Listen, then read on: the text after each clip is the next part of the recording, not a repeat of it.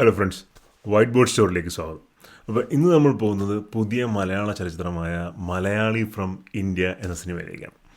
അപ്പോൾ ജനഗണമന എന്ന് പറയുന്ന പൃഥ്വിരാജ് സിനിമയ്ക്ക് ശേഷം ഡിജോ ജോസ് ആൻ്റണി സംവിധാനം ചെയ്ത് ഷാരിസ് മുഹമ്മദ് എഴുതിയിരിക്കുന്ന സിനിമയാണ് മലയാളി ഫ്രം ഇന്ത്യ എന്ന് പറയുന്നത്. ലിസ്റ്റിൻ സ്റ്റീഫനാണ് ഇതിൻ്റെ പ്രൊഡ്യൂസർ. നിവിൻ പോളിയാണ് സെൻട്രൽ ഹീറോ ആയിട്ട് വരുന്നത്. നിവിൻ പോളിയുടെ കൂടെ ധ്യാൻ ശ്രീനിവാസൻ, മഞ്ജു പിള്ള, സലീം കുമാർ തുടങ്ങിയ ഒരു വലിയ സ്റ്റാർ കാസ്റ്റും സിനിമയുടെ ഭാഗമായിട്ടും ഉണ്ട്. അപ്പോൾ നിവിൻ പോളിയുടെ വലിയൊരു കംബാക്ക് സിനിമ എന്നുള്ള രീതിയിലാണ് ഈ സിനിമ ആദ്യമേ ഇതിന് ട്രെയിലർ വന്നതും. ഒരു കോമഡി ടൈപ്പിലുള്ള ഒരു ട്രെയിലറായിരുന്നു അത് വന്നതും. പിന്നീടുള്ള എക്സ്പെക്റ്റേഷൻസൊക്കെ ബിൽഡ് ചെയ്തതും ഇത് ജനഗണമനയ്ക്ക് ശേഷം ഡിജോയുടെ പടം, അതിൽ നിവിൻ പോളി വരുന്നു, വലിയ ഹൈപ്പ് എക്സ്പെക്റ്റേഷൻ, അങ്ങനെയാണ് സിനിമ തിയേറ്ററിലെത്തിയത്. അപ്പോൾ ഇനി സിനിമയിലേക്ക് വരുവാണെന്നുണ്ടെങ്കിൽ ഇതിൻ്റെ ഒരു വൺ ലൈൻ പറയുന്ന ഒരു ഇച്ചിരി ബുദ്ധിമുട്ടാണ്. കാര്യം എന്ന് പറഞ്ഞാൽ അത്ര ഈസിയായ ഒരു വൺ ലൈൻ അല്ല. എന്നാലും ഒരു വൺ ലൈൻ പറയാൻ ഞാൻ ശ്രമിക്കാം. അതായത് കേരളത്തിൻ്റെ വടക്കൻ ഭാഗത്തുള്ള ഒരു ഗ്രാമം, ആ ഗ്രാമത്തിൽ ഉള്ള രണ്ട് ചെറുപ്പക്കാർ ഒരു പ്രത്യേകിച്ച് കാര്യമൊന്നും ചെയ്യുന്നില്ല, ചുമ്മാ കറങ്ങി അടിച്ച് നടക്കുവാണ്. അപ്പോൾ അവിടുത്തെ ചില ഇൻസിഡൻറ്റ് മൂലം അതിലൊരാൾക്ക് നാട്ടിൽ നിൽക്കാൻ പറ്റാതെ വരുന്നു. അയാൾ മിഡിൽ ഈസ്റ്റിലോട്ട് പോകുന്നു. അവിടെ അയാൾക്ക് ചില അനുഭവങ്ങളുണ്ടാകുന്നു. പിന്നീട് അയാളുടെ ലൈഫിൽ വലിയ ട്രാൻസ്ഫോർമേറ്റീവ് ആയിട്ടുള്ള ചേഞ്ചസ് അത് വരുത്തുവാണ്. പിന്നീടുണ്ടാകുന്ന സംഭവ വികാസങ്ങളൊക്കെയാണ് ഈ സിനിമയുടെ ഒരു വൺ ലൈൻ എന്ന് പറഞ്ഞു കഴിഞ്ഞാൽ. ഞാൻ ഇത്ര വളരെ എളുപ്പത്തിൽ വൺ ലൈൻ പറഞ്ഞെങ്കിലും സിനിമയിലോട്ട് വരുമ്പോൾ ഒരുപാട് കണ്ടൻറ്റും കാര്യങ്ങളും ഉണ്ട്. അപ്പം ഇത് ഞാൻ നേരത്തെ പറഞ്ഞല്ലോ, അത്ര എളുപ്പത്തിൽ പറയാൻ പറ്റുന്ന ഒരു വൺ ലൈൻ അല്ല. ഇനി ഒരു ലെവലും കൂടെ കഴിഞ്ഞ് നമ്മൾ സിനിമയിലേക്ക് ശരിക്കും ഒന്ന് ഡീപ്പായിട്ട് പോകണമെന്നുണ്ടെങ്കിൽ ഇതിൻ്റെ ഫസ്റ്റ് ഹാഫിലേക്ക് വരുമ്പോൾ വളരെ എന്താ പറയുക, ഒരു ബിലോ ആവറേജ് ആയിട്ടുള്ള അല്ലെങ്കിൽ മോശമെന്ന് പറയാവുന്നൊരു ഫസ്റ്റ് ഹാഫ് ആയിട്ടാണ് എനിക്ക് തോന്നിയത്. അതെന്ന് വെച്ചാൽ അതിൻ്റെ അത് കോമഡി വർക്കൗട്ട് ആവുന്നില്ല, നല്ല സിനിമാറ്റോഗ്രഫി ഇല്ല, മ്യൂസിക് എന്ന് പാട്ട് നമ്മളെ മനസ്സിൽ ഓർത്തിരിക്കാൻ പറ്റുന്ന അല്ലെങ്കിൽ കേൾക്കുമ്പോൾ ഇമ്പമുള്ള പാട്ടുകൾ അങ്ങനെ ഒന്നും തന്നെ ഇല്ല. അപ്പോൾ ഫസ്റ്റ് ഹാഫ് ശരിക്കും ഒരു ലെറ്റ് ഡൗൺ ആയിട്ടാണ് എനിക്ക് ഫീൽ ചെയ്തത്. എന്ന് വെച്ചാൽ നമ്മൾ എന്താ പറയുക, നമ്മൾ പ്രതീക്ഷിച്ചതിന് അത്ര എത്തുക എന്നുള്ളതിലുപരി ഒരു നോർമൽ നിലവാരം പോലും പുലർത്താൻ എൻ്റെ സിനിമയുടെ ഫസ്റ്റ് ഹാഫിന് സാധിച്ചില്ല. അത് പെർഫോമൻസ് വൈസ് ആയാലും നിവിൻ പോളി, ധ്യാൻ അവരൊന്നും അത്ര എക്സലൻറ്റ് പെർഫോമൻസ് ഒന്നും ഇല്ലായിരുന്നു. എൻ്റെ ഫസ്റ്റ് ഹാഫിൽ ഒരു സീൻ മാത്രമാണ് എൻ്റെ മനസ്സിൽ ഉടക്കുന്നത്.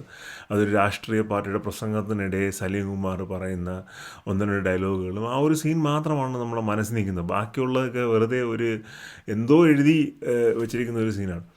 പക്ഷേ സെക്കൻഡ് ഹാഫിലേക്ക് വരുമ്പോൾ പടത്തിൻ്റെ കംപ്ലീറ്റ് ലേ ഔട്ട് തന്നെ മാറുവാണ്. എന്ന് പറഞ്ഞാൽ നമ്മൾ ഫസ്റ്റ് ഹാഫിൽ ഓഡിയൻസിന് കൊടുത്ത ഒരു ടോൺ അല്ല സെക്കൻഡ് ഹാഫിൽ ഉള്ള സിനിമയുടെ ഒരു സ്റ്റോറിയുടെ ടോൺ എന്ന് പറഞ്ഞാൽ നല്ല സെക്കൻഡ് ഹാഫാണ്. നല്ല കഥ, നല്ല ക്യാരക്ടേഴ്സ്, നല്ല ക്യാരക്ടർ ഇമോഷൻസ്, പിന്നെ സ്റ്റോറി ലൈനിൻ്റെ ഒരു സെറ്റപ്പ്, നല്ല ഫ്രെയിമുകൾ, നല്ല BGM. അപ്പോൾ സെക്കൻഡ് ഹാഫ് നല്ല രീതിയിൽ നമുക്ക് ഓഡിയൻസായിട്ട് ആ സിനിമ കണ്ടിട്ട് ഇറങ്ങുമ്പോൾ നമ്മുടെ മനസ്സിൽ നല്ല ഒരു തോട്ട് ഉണ്ടാക്കുന്ന, ഒരു പോസിറ്റീവ് തോട്ട് ഉണ്ടാക്കുന്ന രീതിയിലാണ് ഇതിൻ്റെ സെക്കൻഡ് ഹാഫ് ഡിജോ ചെയ്തിരിക്കുന്നത്. പക്ഷേ ഫസ്റ്റ് ഹാഫ് എനിക്ക് അത്ര ഒട്ടും ഇഷ്ടപ്പെട്ടില്ല. എനിക്ക് തോന്നുന്നു, എനിക്ക് സിനിമ ഫുൾ കണ്ടപ്പോൾ എനിക്ക് തോന്നിയത് ശരിക്കും ഷാരിസ് ഇതിൻ്റെ കഥയും തിരക്കഥയും എഴുതുമ്പോൾ ഇതിൻ്റെ സെക്കൻഡ് ഹാഫ് തന്നെ ഈ ഫുൾ സിനിമയാക്കിയാൽ മതിയായിരുന്നു എന്ന് തോന്നുന്നു. ഒരു പക്ഷേ പുള്ളി അങ്ങനെ ആയിരിക്കും എഴുതിയത്. പക്ഷേ സെക്കൻഡ് ഹാഫ് അങ്ങനെ ആക്കിക്കഴിഞ്ഞാൽ സിനിമ കുറച്ച് സീരിയസ് ആകുമോ, വേറെ കുറച്ച് ചലഞ്ചസൊക്കെ ഉണ്ട്, അത് നിങ്ങൾക്ക് സിനിമ കാണുമ്പോൾ മനസ്സിലാവും. പക്ഷേ ഒരുപാട് സീരിയസ് ആകുമോ എന്ന് തോന്നിയതിന് ശേഷം ഫസ്റ്റ് ഹാഫ് ഒരു കോമഡി ട്രാക്ക് എഴുതി ചേർത്തതാണോ എന്ന് എനിക്ക് പലപ്പോഴും ഈ സിനിമ കഴിഞ്ഞതിന് ശേഷം എനിക്കിങ്ങനെ തോന്നി, എന്താണ് ശരിക്കും സംഭവിച്ചിരിക്കുക എന്നുള്ളത്. ഈ സെക്കൻഡ് ഹാഫിൽ നിവിൻ്റെ പെർഫോമൻസ് നല്ലതാണ്. പിന്നെ നിവിൻ്റെ കൂടെ ഒരു ആക്ടർ വരുന്നുണ്ട്, എനിക്ക് പുള്ളിയുടെ പേര് അറിയത്തില്ല, ആ പുള്ളിയുടെ പെർഫോമൻസ് നല്ലതാണ്. എല്ലാ സിനിമ ടെക്നിക്കൽ ഡിപ്പാർട്ട്മെൻറ്റ്, ഇപ്പം ഡിജോയുടെ ഡയറക്ഷൻ ആയാലും സിനിമാറ്റോഗ്രഫിയിലും എല്ലാം നല്ലതാണ്, നല്ല രീതിയിൽ ചെയ്തിട്ടുണ്ട് സെക്കൻഡ് ഹാഫ്. പക്ഷേ ഫസ്റ്റ് ഹാഫ് നമ്മൾ എന്താ പറയുക, ഈ ഫസ്റ്റ് ഹാഫ് കടന്നാലേ ആ നല്ല സെക്കൻഡ് ഹാഫിലേക്ക് നമുക്ക് എത്താൻ പറ്റും. അപ്പോൾ ഈ സിനിമ നമ്മൾ കാണുമ്പോഴുള്ള ഏറ്റവും വലിയ ബുദ്ധിമുട്ട് ഫസ്റ്റ് ഹാഫ് ഒന്ന് കഴിഞ്ഞ് കിട്ടാൻ വേണ്ടിയായിരിക്കും. കാര്യം ഇതിൻ്റെ ഫസ്റ്റ് ഹാഫിൽ വെറുതെ ഒരു പൊളിറ്റിക്കൽ ട്രാക്ക് എഴുതിയിട്ടുണ്ട്. ഇപ്പോൾ റൈറ്ററിനോ അല്ലെങ്കിൽ ഡയറക്ടറിനോ ഒരു പൊളിറ്റിക്കൽ വ്യൂ പോയിൻ്റ് ഉണ്ടായിരിക്കും, അവരത് പ്രസൻറ്റ് ചെയ്യുക എന്നുള്ളത് തെറ്റായിട്ടൊരു കാര്യമല്ല. ഞാനങ്ങനെ വിശ്വസിക്കുന്നില്ല. അവർക്ക് തീർച്ചയായിട്ടും അവരുടെ കലാപരമായ സൃഷ്ടികളിൽ അത് കാണിക്കാം. പക്ഷേ ഇത് അതിന് വേണ്ടി എഴുതിയതുപോലെ ഉണ്ടായിരുന്നു പല സീൻസും. നമുക്ക് അത് ഒരു നാച്ചുറാലിറ്റി ഫീൽ ചെയ്യുന്നില്ല. ഒരു അൺനാച്ചുറൽ ആയിട്ടുള്ള സീൻസ്, കുറേ പൊളിറ്റിക്കൽ സ്റ്റേറ്റ്മെൻറ്റ് അതിലൂടെ പറയാൻ ശ്രമിക്കുന്നു. പക്ഷേ അത് വർക്കൗട്ട് ആയിട്ടില്ല. സെക്കൻഡ് ഹാഫ് പക്ഷേ കണ്ടിരിക്കാം. നെവിൻ്റെ പെർഫോമൻസ് ഓവറോൾ നല്ല രീതിയിലുള്ള പെർഫോം ചെയ്തിട്ടുണ്ട്. സെക്കൻഡ് ഹാഫിൽ പ്രത്യേകിച്ച് ഫസ്റ്റ് ഹാഫിനെ അപേക്ഷിച്ച് സെക്കൻഡ് ഹാഫിൽ നല്ല പെർഫോമൻസ് വന്നിട്ടുണ്ട്. പക്ഷേ എനിക്ക് ഇതിനേക്കാളും നെവിൻ്റെ പെർഫോമൻസ് വർഷങ്ങൾക്ക് ശേഷം വന്ന സിനിമയിലും ഇതിന് മുമ്പ് വന്ന പടവെട്ട് എന്ന സിനിമയിലും എനിക്ക് ഇഷ്ടപ്പെട്ടിരുന്നു.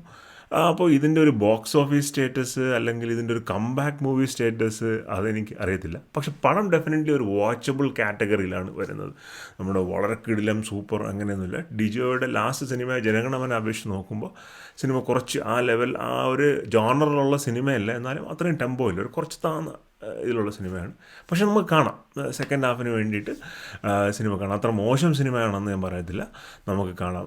ഇത് നിവിൻ്റെ ആയാലും ധ്യാനിൻ്റെയും നിവിൻ്റെയാണ് ഫസ്റ്റ് ഹാഫ്, പക്ഷേ നിവിൻ്റെ ആയാലും സെക്കൻഡ് ഹാഫിലുള്ള പെർഫോമൻസും ഒക്കെ ആയിട്ട് നമുക്ക് സിനിമ കാണാം. അപ്പോൾ സിനിമ നിങ്ങൾ തീർച്ചയായിട്ടും കാണുക. വീഡിയോസ് ഇഷ്ടപ്പെടുന്നുണ്ടെങ്കിൽ ലൈക്ക് ചെയ്യുക, ഷെയർ ചെയ്യുക, സബ്സ്ക്രൈബ് ചെയ്യുക. സിനിമയെക്കുറിച്ചുള്ള നിങ്ങളുടെ അഭിപ്രായങ്ങൾ നിങ്ങൾ കമൻറ്റ് ബോക്സിൽ പറയുക. അപ്പോൾ ഇനിയൊരു സിനിമ വരയ്ക്കും